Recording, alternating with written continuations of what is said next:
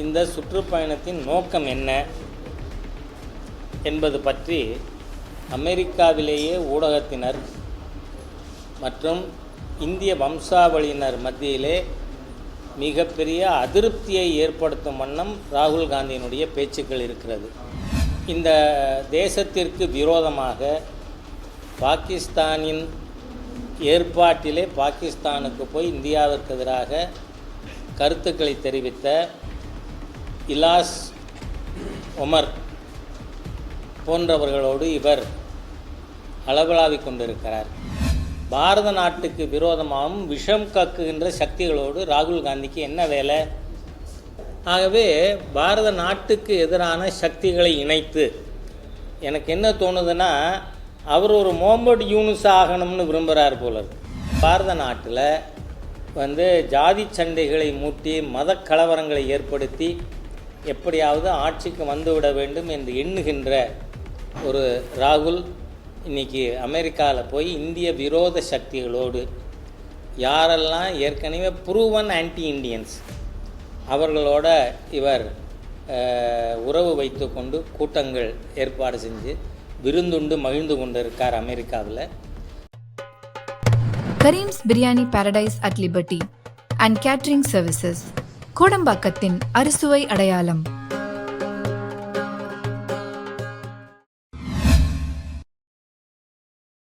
வணக்கம்.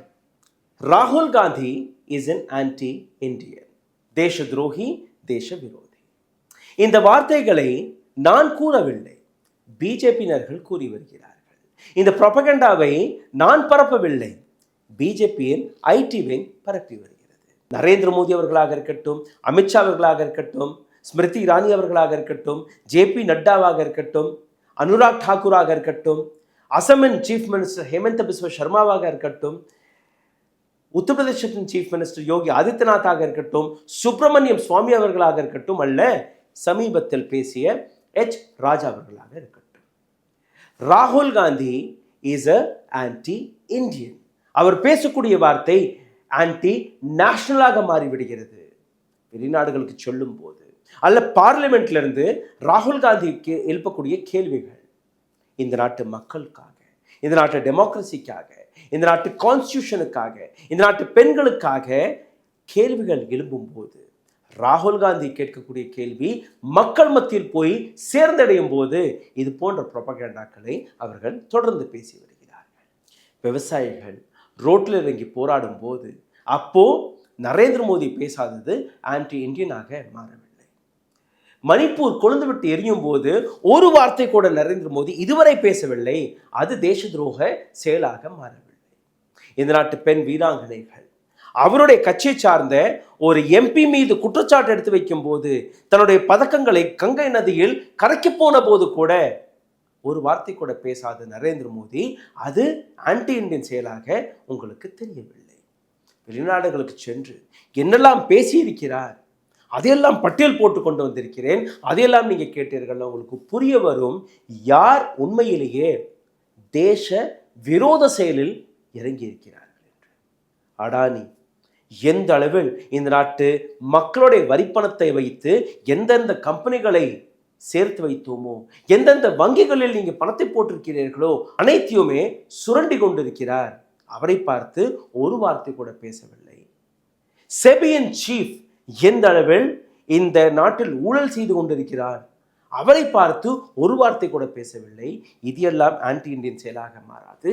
ஆனால் இந்த நாட்டு கான்ஸ்டியூஷனை பற்றியோ, இந்த நாட்டு இளைஞர்களை பற்றியோ, இந்த நாட்டு டெமோக்ரஸியை பற்றியோ, இந்த நாட்டு பெண்களை பற்றியோ ராகுல் காந்தி பேசிவிட்டால் அது ஆன்டி நேஷனல், ஆன்டி இந்தியனாக மாறிவிடுகிறது. எப்படி என்று நீங்க பாருங்கள். எச் ராஜா அவர்கள் பேசியதை நீங்க கேட்டீர்கள் தொடக்கத்தில். மீண்டும் ஒரு முறை அவர் பேசியதை கேளுங்கள். எந்த அளவில் லீடர் ஆஃப் ஆப்போசிஷன், இந்த நாட்டில் இருக்கக்கூடிய ஒரு ஷேடோ கவர்மெண்டின் தலைவரான ராகுல் காந்தியை பார்த்து எச் ராஜா பேசியிருக்கிறார். இதற்கு பின்பு ஒவ்வொன்றாக ராகுல் காந்தியை பார்த்து எந்த அளவில் ஒரு ப்ரொபகண்டா பரப்பப்பட்டது, உண்மையிலேயே இந்த நாட்டிற்கு எதிராக தேசத்தை தலைகுனிய வைக்கும்படி எப்பெல்லாம் நரேந்திர மோடி பேசியிருக்கிறார், எங்கிருந்து பேசியிருக்கிறார், அதையும் நீங்க பார்க்க போறீர்கள். முதலில் எச் ராஜா அவர்கள் பேசிய அந்த வீடியோவை பாருங்கள். பாராளுமன்ற எதிர்க்கட்சி தலைவர் ராகுல் காந்தி அவர்கள் அமெரிக்காவில் சுற்றுப்பயணத்தில் இருக்கார். இந்த சுற்றுப்பயணத்தின் நோக்கம் என்ன என்பது பற்றி அமெரிக்காவிலேயே ஊடகத்தினர் மற்றும் இந்திய வம்சாவளியினர் மத்தியிலே மிகப்பெரிய அதிருப்தியை ஏற்படுத்தும் வண்ணம் ராகுல் காந்தியினுடைய பேச்சுக்கள் இருக்கிறது. அவர் சந்தித்த நபர்கள் இந்த தேசத்திற்கு விரோதமாக பாகிஸ்தானின் ஏற்பாட்டிலே பாகிஸ்தானுக்கு போய் இந்தியாவிற்கு எதிராக கருத்துக்களை தெரிவித்த இலாஸ் ஒமர் போன்றவர்களோடு இவர் அளவலாவிக் கொண்டிருக்கிறார். எந்த அளவுக்கு அந்த பெண்மணி she is a senator in America, ஆனால் இன்றைக்கு ரிப்பப்ளிக் பார்ட்டியினுடைய வேட்பாளராக இருக்கின்ற திரு ட்ரம்ப் அவர்கள் இந்த அம்மாவை சூடானுக்கே நம்ம நாடு கடத்தணும், அந்த அளவிற்கு தான் குடியிருக்கிற வசித்து வருகின்ற அமெரிக்காவுக்கு விரோதமாகவும் பாரத நாட்டுக்கு விரோதமாகவும் விஷம் கக்குகின்ற சக்திகளோடு ராகுல் காந்திக்கு என்ன வேலை? அதோடு இல்லை, அங்கே போய் பட்டியல் சமுதாய மக்களுக்கு இதர பிற்படுத்தப்பட்ட மக்களுக்கு ரிசர்வேஷனை காலி பண்ணுவேன்னு பேசியிருக்கார். பாரத நாட்டில் சீக்கியர்கள் டர்பன் கட்ட முடியாதுன்னு ஆயிரக்கணக்கான சீக்கியர்கள் திருமதி காந்தி படுகொலையை தொடர்ந்து கொல்லப்பட்டார்கள் டெல்லியில் காங்கிரஸ்காரர்களால். அதை நியாயப்படுத்தினார் ராஜீவ் காந்தி.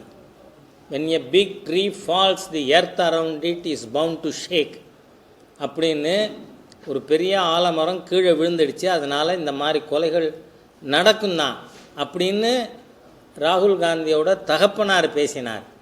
ஆகவே சீக்கிய சமுதாயத்தை படுகொலை செய்த ஒரு தீய சக்தி காங்கிரஸ் என்பது இன்றைக்கும் கூட ஜெகதீஷ் டைட்டில் இருக்கிறதா நீதிமன்றமே அந்த வழக்கை ஏற்று இருக்கிறது. ஆகவே பாரத நாட்டுக்கு எதிரான சக்திகளை இணைத்து எனக்கு என்ன தோணுதுன்னா, அவர் ஒரு முகமது யூனுஸ் ஆகணும்னு விரும்புகிறார் போல இருக்கு. முகமது யூனுஸ்னால் யார்? இன்றைக்கி பங்களாதேஷில் அரசியலே இல்லாத நோபல் லாரேட்டுங்கிறது வேற, அரசியலுக்கு அவருக்கு சம்பந்தம் இல்லை. அவர் வெளிநாடுகளின் பப்பெட்டு. அங்கு இருந்த மக்களால் தேர்ந்தெடுக்கப்பட்ட பேகம் ஹசீனா அவர்களை இராணுவத்தின் மூலமாக நீக்கி ஆட்சிக்கு வந்தவர். அந்த மாதிரி பாரத நாட்டில் ஜாதி சண்டைகளை மூட்டி மத கலவரங்களை ஏற்படுத்தி எப்படியாவது ஆட்சிக்கு வந்துவிட வேண்டும் என்று எண்ணுகின்ற ஒரு ராகுல் இன்றைக்கி அமெரிக்காவில் போய் இந்திய விரோத சக்திகளோடு யாரெல்லாம் ஏற்கனவே ப்ரூவன் ஆன்டி இண்டியன்ஸ் அவர்களோட இவர் உறவு வைத்து கொண்டு கூட்டங்கள் ஏற்பாடு செஞ்சு விருந்துண்டு மகிழ்ந்து கொண்டு இருக்கார் அமெரிக்காவில். பாரத நாட்டை பற்றி அவ்வளவு பொய்யான தகவல்கள். 80 நாம் ஆட்சியில் இருந்தோம், அன்றைக்கி பட்டியல் சமுதாய மக்கள் கொல்லப்பட்டார்கள் எல்லாம் பேசியிருக்கார். அதாவது நல்லி மசகர் நாம் மறந்துட முடியாது. அஸ்ஸாமில் 7000க்கும் மேற்பட்ட குழந்தைகள் கொல்லப்பட்டார்கள் இந்திரா காந்தி பிரதமராக இருந்த பொழுது. ஆகவே பட்டியல் சமுதாய மக்களோ சிறுபான்மை சமுதாய மக்களோ சீக்கிய பெருமக்களோ வாழ முடியாத சூழ்நிலை காங்கிரஸ் ஆட்சியின் கீழ் தான் நடந்தது. ஆனால் இன்றைக்கி அந்த மாதிரி எதிரி சக்திகளோடு சேர்ந்து கொண்டு ராகுல் காந்தி நடந்து கொண்டிருப்பது பச்சை தேச விரோத நடவடிக்கை. இவர் தன்னை பாராளுமன்ற எதிர்க்கட்சி தலைவருங்கிறத தப்பாக புரிஞ்சுக்கிட்டு எப்படியோ 543க்கு 99ங்கிறது டிஸ்டிங்ஷன் வாங்கினது மாதிரியாக பேசிட்டு தெரியற மாதிரி பாராளுமன்றத்தில் எதிர்க்கட்சி தலைவர்னால் தேசத்துக்கே எதிரியா, இந்த தேசத்தின் எதிரி தலைவர்ங்கிறது மாதிரியாக ராகுல் செயல்பட்டு கொண்டிருப்பது வன்மையாக கண்டிக்கத்தக்கது. எச் ராஜா பேசியது நீங்கள் கேட்டீர்கள். தயவு செய்து பிஜேபியினர்களுக்கு உங்களுடைய பதில் என்னவாக இருக்க வேண்டும் என்று கீழே கமெண்டில் எழுத தொடங்கி விடுங்கள். 2019ஆம் ஆண்டு பாலாகோட் ஏர் ஸ்ட்ரைக் நடந்தபோது பிரைம் மினிஸ்டர் நரேந்திர மோடி மற்றும் பிஜேபியின் பல ஸ்போக் பர்சன்கள் after Balakot air strike On February 2019, Rahul Gandhi and Congress demeaned the proof of airstrike success. ஆஹா ஓஹோ, நாங்கள் பாலாகோட்டில் போய் ஏர் ஸ்ட்ரைக் செய்து வந்து விட்டோம், இந்தியாவிற்கு கிடைத்த ஒரு மிகப்பெரிய வெற்றி என்றெல்லாம் கூறி வந்தார்கள். காங்கிரஸ் மற்றும் ராகுல் காந்தி கேட்டது, நீங்கள் உண்மையிலேயே அங்கே போய் அந்த வேலையை பார்த்து வந்தீர்கள், இது ஒரு இன்டர்நேஷனல் இஷ்யூவாக மாறிவிடும், உங்களிடம் அந்த ப்ரூஃப் இருந்தது என்றால் பப்ளிக் பிளாட்ஃபார்மில் எடுத்து வைக்கணும். நாங்கள் அரசாங்கத்தை எதிர்க்கவில்லை, ஆனால் அரசாங்கம் மக்களை ஏமாற்றக்கூடாது என்கிற விஷயத்தை எடுத்து வைக்கிறார். உடனடியாக நரேந்திர மோடி உட்பட பல்வேறு நபர்கள் ராகுல் காந்தி பேசியது ஒரு ஆன்டி நேஷனல் செயலாக இருக்கிறது என்று கூறிவிட்டார்.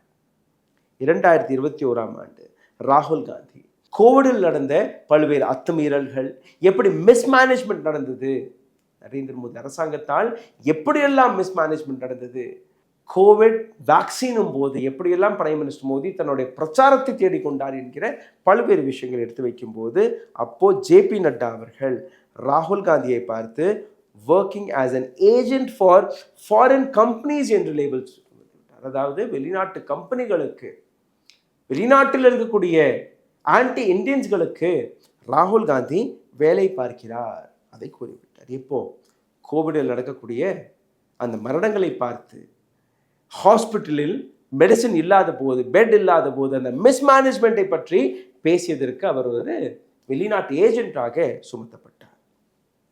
2022ஆம் ஆண்டு ராகுல் காந்தியோடைய டெமோக்ரஸி ரிமார்க் லண்டனில் போய் பேசும்போது ராகுல் காந்தி பேசியது என்ன? Indian democracy was under threat and Indian institutions were being captured. இந்திய டெமோக்ரஸி, ஜனநாயகம் த்ரெட்டில் இருக்கிறது, ஆபத்தில் இருக்கிறது. இந்தியாவில் இருக்கக்கூடிய இன்ஸ்டிடியூஷன்ஸ்கள், அது சுப்ரீம் கோர்ட்டாக இருக்கட்டும், மற்ற நீதிமன்றங்களாக இருக்கட்டும், ஐடி, இடி, சிபிஐ போன்ற இண்டிபெண்டன்ட் இன்ஸ்டிடியூஷன்களாக இருக்கட்டும், எலெக்ஷன் கமிஷன் ஆஃப் இந்தியாவாக இருக்கட்டும், இது போன்ற பல்வேறு இன்ஸ்டிடியூஷன்கள் முடக்கப்பட்டு நிற்கிறது. ஒரு அரசியல் கட்சி அதை முடக்கி வைத்திருக்கிறது என்கிற அந்த விஷயத்தை எடுத்து வைக்கிறார் இன்டர்நேஷனல் பிளாட்ஃபார்மில். அதற்கு எதிராக ஸ்மிருதி இரானி, கிரண் ரிஜிஜு, அனுராக் தாக்கூர் போன்ற நபர்கள் ராகுல் காந்தி ஒரு ஆன்டி நேஷனல் செயலில் ஈடுபட்டிருக்கிறார் என்று கூறிவிட்டார்கள். 2023ஆம் ஆண்டு ராகுல் காந்தி கேம்பிரிட்ஜ் சென்ற போது, கேம்பிரிட்ஜ் யூனிவர்சிட்டியிலிருந்து அங்கிருந்து ஒரு ஸ்டேட்மெண்ட்டை கொடுத்திருக்கிறார். இந்த ஸ்பீச்சில் அவர் பேசியது, Modi government's handling of democracy, press freedom and concentration of power in India. Narendra Modi இந்த தேசத்தை நடத்துவது, எப்படி டெமோக்ரஸியுடைய கழுத்தை நெரிச்சு வருகிறார், எப்படி சுதந்திர பிரஸ்ஸை, மீடியாவை கண்ட்ரோல் செய்து வருகிறார், எப்படி தன்னுடைய பவரை சென்ட்ரலைஸ் ஆக்கி வருகிறார், அனைத்துமே என் கையில் தான் இருக்க வேண்டும் என்று அந்த வேலையை செய்து வருகிறார் என்கிற இந்த விஷயத்தை எடுத்து வைக்கும்போது, ராகுல் காந்தியுடைய இந்த ஸ்டேட்மெண்ட் இந்தியாவை அவமானப்படுத்தி விட்டது. இன்டர்நேஷனல் பிளாட்ஃபார்மில் சென்று ராகுல் காந்தி இந்த தேசத்தை தலைக்குனிய வைத்து விட்டார். ஸ்மிருதி இரானியுடைய இந்த ஸ்டேட்மெண்ட் மீண்டும் ஒரு முறை வந்தது ஆன்டி நேஷனல் என்று. 2023ஆம் ஆண்டு ராகுல் காந்தி யுஎஸ் விசிட்டும் போது, வெளிநாட்டுக்கு சென்ற போது, அங்கே ராகுல் காந்தி மீண்டும் ஒரு முறை பிஜேபியை கிரிட்டிசைஸ் செய்கிறார். Undermining democracy and frosting division within India. இந்தியாவில் இருக்கக்கூடிய மக்களையே பிரிக்கக்கூடிய வேலையை பிஜேபி பார்த்து வருகிறது. ஹிந்து முஸ்லிம் என்கிற அந்த கலவரம், ஹிந்து ராஷ்டிரா என்கிற அந்த ப்ராபகேண்டா, இந்த நாட்டை ஹிந்து ராஷ்டிராவாக மாற்றப் போகிறோம் என்று பல்வேறு பிஜேபியை சார்ந்த நபர்கள் தான் கூறி வந்தார்கள். அவர்கள் மீது எந்த விதமான ஆக்ஷன் எடுக்கப்படவில்லை. 2024ஆம் ஆண்டு லோக்சபா தேர்தலும் போது பிரைம் மினிஸ்டர் மோடி பேசிய எத்தனை வார்த்தைகள் இந்த நாட்டு மைனாரிட்டிகளை இழிவுபடுத்தும்படி, இந்த நாட்டு மைனாரிட்டிகளை பிரிக்கும்படி, இந்த நாட்டில் இருக்கக்கூடிய இஸ்லாமியர்களை எந்த அளவில் அவமானப்படுத்தி பேசியிருக்கிறார், எந்த அளவில் இந்த நாட்டு இஸ்லாமியர்களை அடக்கி பேசி வந்தார் என்று அனைவருக்கும் தெரியும். இந்த விஷயத்தை தான் 2023ஆம் ஆண்டு ராகுல் காந்தி பேசும்போது அவர் ஒரு ஆன்டி இண்டியனாக லேபிள் செய்யப்படுகிறார். Anti Indian and anti national by Smriti Irani and BJP many spokesperson. தேச துரோகி என்றும் ஒரு சில நபர்கள் ராகுல் காந்தியை பார்த்து பேச தொடங்கியிருந்தார்கள். உதாரணத்திற்கு சுப்பிரமணியம் சுவாமி. 2016 ஆண்டு ராகுல் காந்தி ஒரு தேச துரோகி. பல்வேறு ஒகேஷன்ஸ்களில் சுப்பிரமணியம் சுவாமி தொடர்ந்து பேசி வந்தார். Subramaniam Swamy accused Gandhi of treason, alleging the Gandhi met with Chinese diplomats during Doklam standoff. Doklam standoff நடக்கும்போது ராகுல் காந்தி போய் சைனீஸ் டெலிகேஷனை போய் சந்தித்து வந்து விட்டார். இன்றைக்கும் நீங்கள் பார்த்தீர்கள்னா சைனா இந்தியா எல்லைக்குள் வந்து விட்டது என்று லத்தாக்கிலிருந்து கிளம்பி வந்து நடந்து கொண்டிருக்கிறார்கள். அந்த போராட்டம் நடந்து கொண்டிருக்கிறது. இந்தியா எல்லைக்குள் யாருமே வரவில்லை என்று பிரைம் மினிஸ்டர் மோடி கூறிவிட்டார். சேட்டலைட் இமேஜஸ்கள் எடுத்து காட்டப்பட்டது. சைனாவுடைய இன்வால்மெண்ட், சைனாவுடைய இந்த எல்லைக்குள் வந்து அந்த கட்டுமான பணிகள், அது எல்லாமே படங்களாக இருக்கிறது. இன்டெலிஜென்ஸ் ஏஜென்சிகளிடம் அந்த விஷயங்கள் இருக்கிறது. ஆனால் ராகுல் காந்தி டெலிகேட்ஸ்களை போய் மீட் செய்து வந்து விட்டார் என்று அவரை ஆன்டி நேஷனலாக கூறிவிட்டார்கள். 4000 ஸ்கொயர் கிலோமீட்டர் வரை சைனா இந்தியன் எல்லைக்குள் வந்துவிட்டது என்கிற பல்வேறு எவிடன்சஸ்களை எடுத்து வைத்த பின்பு கூட, லத்தாக்கில் இருக்கக்கூடிய மக்கள் ஒரு மிகப்பெரிய போராட்டத்தை நடத்திய பின்பு கூட, இன்னைக்கும் நீங்க பார்த்தீர்கள்னா டெல்லி சலோ என்கிற ஒரு நடைப்பயணம் வழியாக அந்த போராட்டத்தை நடத்தி வருகிறார்கள். இன்னும் ராகுல் காந்தி ஆன்டி இண்டியன். ஆனால் நரேந்திர மோடி அவர்கள் is the hero of this nation. மக்களை பார்த்து நாங்கள் பேச மாட்டோம், சந்திக்க மாட்டோம். யோகி ஆதித்யநாத் இது போன்ற பல்வேறு நபர்கள் ராகுல் காந்தியை ஆன்டி இண்டியன், தேச துரோகியாக பட்டம் சுமத்தி வருகிறார்கள். இப்போ நீங்கள் பாருங்கள், நரேந்திர மோடி அவர்கள் வெளிநாடுகளுக்கு சொல்லும்போது எப்படியெல்லாம் இந்த நாட்டை, இந்த தேசத்தை அவமானப்படுத்தி இருக்கிறார், தலை குனிய வைத்திருக்கிறார், அதை நீங்கள் பார்க்க வேண்டும்.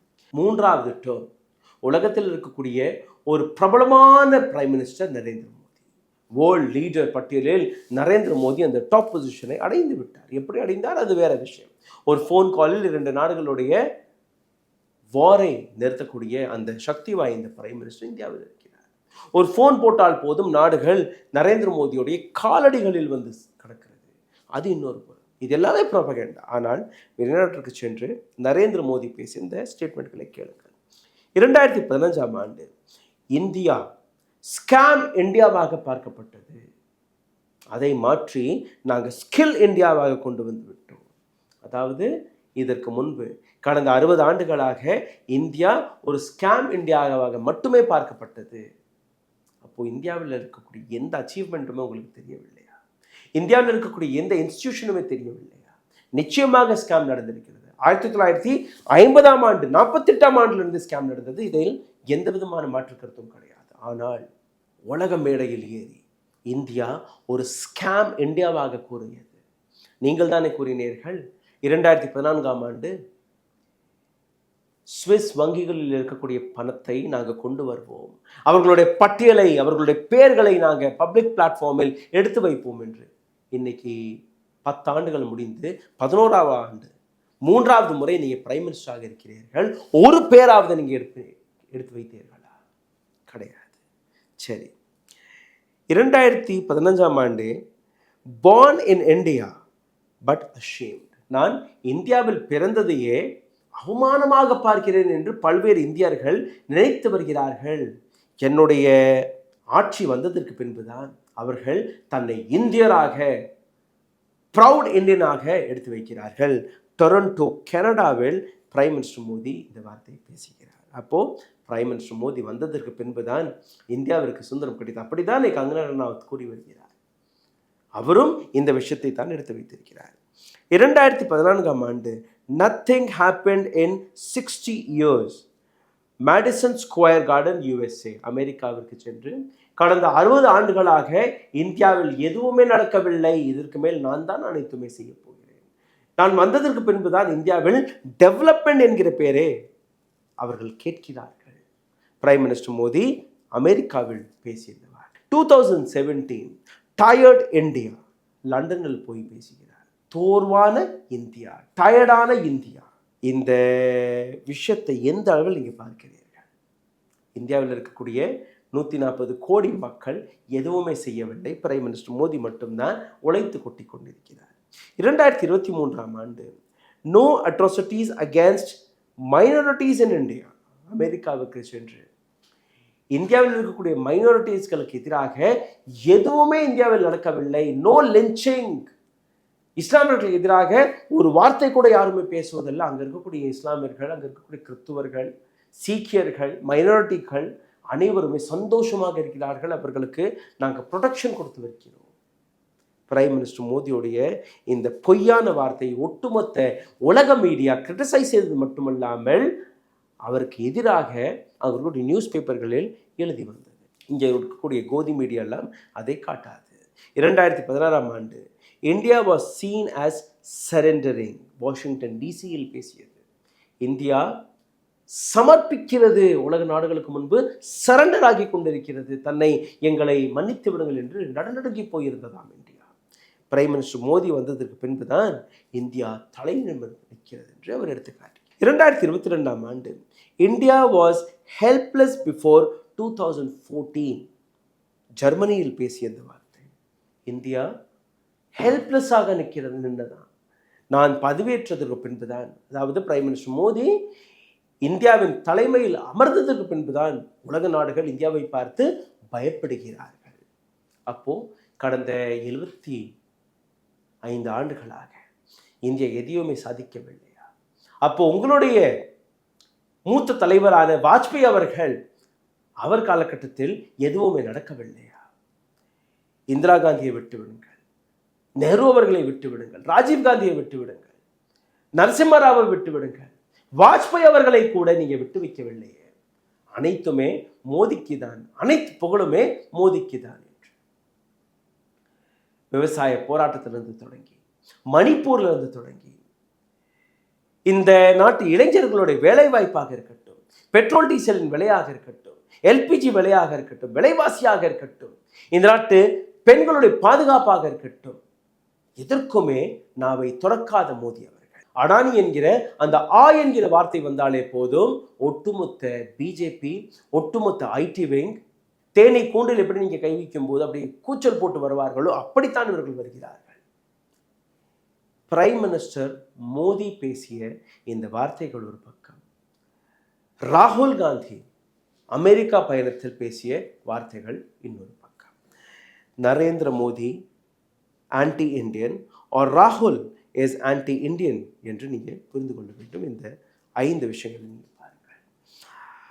ராகுல் காந்தி கொடுத்த ஒரு 5-6 ஸ்டேட்மெண்ட்கள் வெளிநாட்டில் போய் இப்போ இந்த யுஎஸ் பயணத்தில் அதை நான் எடுத்து காட்டுகிறேன். எப்படி இதை ப்ரொபகண்டாவாக மாற்றினார்கள், உண்மையிலே ராகுல் காந்தி ஆன்டி இந்தியனா இல்லையா என்று நீங்கள் முடிவெடுக்க வேண்டும். Parliament as war, war of idea. ராகுல் காந்தியோடைய இந்த statement, you go to the parliament in the morning, then it is a war. You go in and then you fight. It is pleasant war. It is responsibly fun. But sometimes it can get nasty too. But it's a war of ideas, of words. ராகுல் காந்தி பேசியது என்ன தவறு? பார்லிமெண்டில் ஒவ்வொரு நாளும் நாங்கள் போராடி கொண்டிருக்கிறோம், போரிட்டு கொண்டிருக்கிறோம். எங்களுடைய ஐடியாலஜிக்கல் வார், எங்களுடைய வார்த்தைகளுடைய வார். டெமோக்ரஸியில் நிச்சயமாக இது தேவைப்படுகிறது. டெமோக்ரஸியில் 2 தரப்பில் இருக்கக்கூடிய நபர்கள் டயலாக் பேசாமல், ஒரு டிஸ்கஷனை நடத்தாமல் எப்படி அந்த விஷயத்தில் நீங்கள் சரி தவறை கண்டுபிடிக்க முடியும்? இதுதானே டெமோக்ரஸி, இதுதானே ஜனநாயகம். அப்போது ஜனநாயகத்துக்கு எதிராக நான் பேசிவிட்டேன், ராகுல் காந்தி பேசிவிட்டார் என்று எப்படி பிஜேபியால் எடுத்து வைக்க முடிகிறது எனக்கு புரியவில்லை. BJP's attack on the constitution and warmongering. பிஜேபியுடைய அட்டாக் இந்த நாட்டு கான்ஸ்டியூஷன் மீது தொடர்ந்து நடந்து கொண்டிருக்கிறது. The people of India have understood that BJP was attacking the constitution and the election results shows people no longer fear of BJP or Prime Minister Narendra Modi. Narendra Modi அவர்களுடைய இந்த அரசாங்கம் தொடர்ந்து கான்ஸ்டியூஷனை எதிர்த்து வருகிறது. ரிசல்ட்டை பார்த்தீர்கள், உங்களுக்கு புரிய வரும். இந்த நாட்டு மக்கள் இதற்கு மேல் பிஜேபியை பார்த்தோ, இதற்கு மேல் நரேந்திர மோடியை பார்த்தோ பயப்பட தயாராகவில்லை. அதனால்தான் இந்த ரிசல்ட் வந்தது. அப்கி பார் 400 பார் என்று கூறினார்கள், இப்போ 240 முடங்கிவிட்டார்கள். இது 2வது ஸ்டேட்மெண்ட். இதை எப்படி நீங்கள் ஆன்டி இந்தியனாக பார்க்கிறீர்கள்? China and the Indian territory. சைனாவில் இருந்த எந்த அளவில் இந்தியாவில் ட்ரூப்ஸ் ஆக்குபை செய்துவிட்டது நான் ஏற்கனவே கூறியபடி. We have got Chinese troop occupying the land size of Delhi and Ladakh. Delhi மற்றும் லத்தாக் இரண்டுமே சேர்த்து எவ்வளோ ஏரியா வருகிறதோ அந்த அளவில் சைனா இந்த நாட்டு எல்லையை ஆக்குபை செய்து விட்டது. I think that's disaster. The media doesn't right about it. இது ஒரு மிகப்பெரிய டிசாஸ்டர். கோதி மீடியா இதை பற்றி ஒரு வார்த்தை கூட பேசுவதில்லை. How would America react if neighbor occupied 4,000 square kilometer of your territory?